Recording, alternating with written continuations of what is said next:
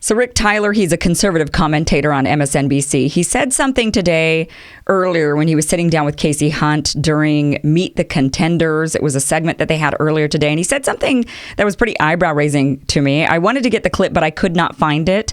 So unfortunately, I have to paraphrase. Now, this guy is a conservative, like I said.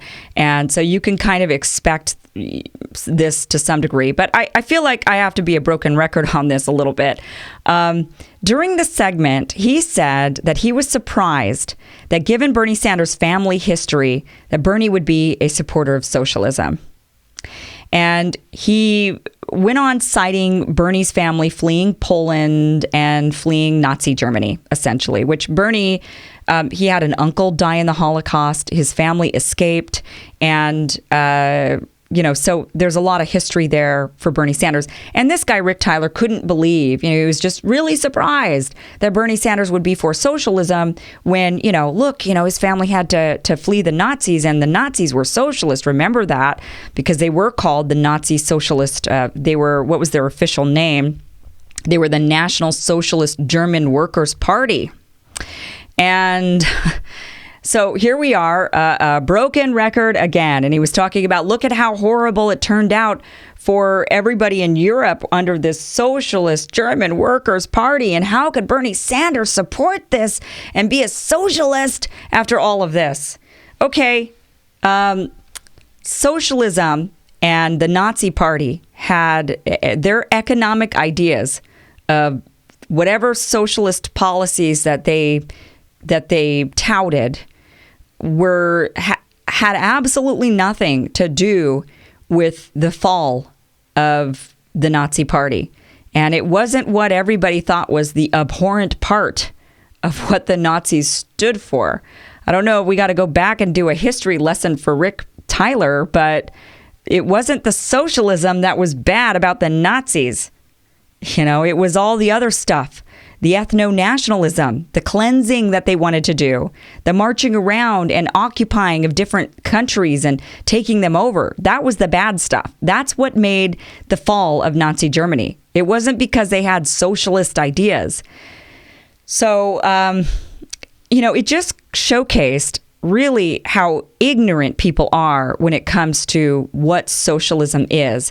And really what Bernie Sanders is talking about is a blend between socialism and capitalism, which is what we have now. We have socialism in our nation now. We have socialist education, we have Social Security, we have Medicare, we have a lot of socialist programs, if you will.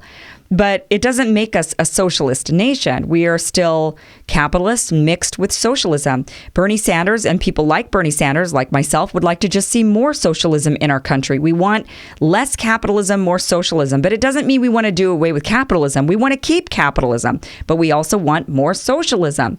That is not why nations fall. And I've talked about this before, and so I have to be a broken record on this. But socialism is an economic policy. It's a form of economics. You can mix socialism with any form of government. In the case of Nazi Germany, it was a totalitarian, fascist, authoritarian government. That's what that was. There was no democracy. There was no will of the people. He was saying, sure, that he was going to give the people all of these wonderful, nice socialist things, but he was going to do it and rule with an iron fist, all the while exterminating an entire group of people and marching around Europe trying to conquer everybody. That is where he went wrong.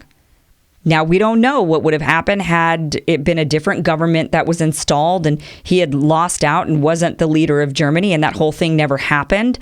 That would be nice if we could reverse history, and maybe there would have been another leader that rose up and said, we're just going to be for the people and have social programs for the people without all of this other dark, evil stuff.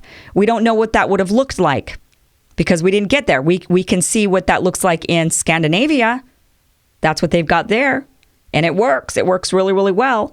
That's a government that has been able to enact high levels of socialism into their capitalist government and also have democracy, not a totalitarian fascist government, not a government that wants to go around exterminating people. And look at how well it does for them. It works. So once again, we have to teach people that socialism is an economic principle. like communism and capitalism.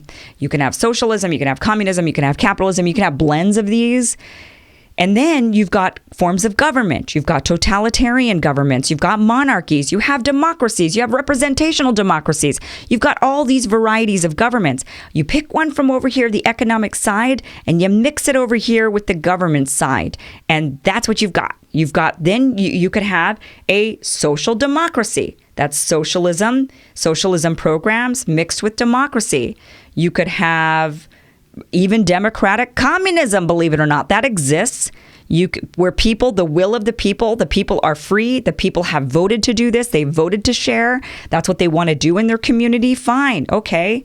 Then you've got totalitarian government. You have totalitarian capitalism, where they say this is the way it's going to be. We're going to be a free market society, but you're still not free. You're still not free as a person. We reserve the right to come in and take everything and murder your family and keep you under the thumb of fear. We still reserve the right to do that. There are those that exist. There are also democracies within capitalism, democracies within socialism, democracies within communism. There's totalitarian capitalism, totalitarian socialism, totalitarian communism. All of these things exist. It is not the form of economics that is the killer of these societies. That is not what it is. It's the governments that are implementing whatever those economics are. That's what people flee. So I feel like a broken record because I feel like I've said this before. And I'm sure over the next year and a half or two, as the election is going and as the Republicans continue to demonize socialism, I'm sure I'm going to have to say this over and over and over again, that we don't really know what pure socialism looks like because it's never been done in any country. It hasn't. And we don't even know really what pure communism would look like if it was done in a benign way, in a way that was benevolent. We don't know if a kind, benevolent leader came in and said, let's all share, let's be a community and grow our food and make our medicines and have our schools and bake our bread and we all just share everything. And the people say, yeah, it sounds really nice. Let's do that. We don't even know what that looks like because whenever it's been implemented, it's been done by totalitarian governments who have ulterior motives. And that is that they want to force the people to share minimal amounts of goods while they reap the benefits themselves, while they take and take and take and live lavishly. That's what we see in North Korea, for example. We see Kim Jong-un living lavishly in ways that the people of his nation could never even fathom. And yet they're forced to share the rest. It's like, I'm going to take 95% of the pie and you get 5% to share amongst yourselves. That, of course, is going to fail. But what if the leader at the top shares the same as everybody else? What would that look like? We don't know. So we have to remember that there are economic systems and there are political systems and they're separate. And guys like this that sit there and say, Bernie Sanders, how could he possibly be for socialism? No, Bernie Sanders is against the totalitarian fascist government that Nazi Germany was. That is what his family fled.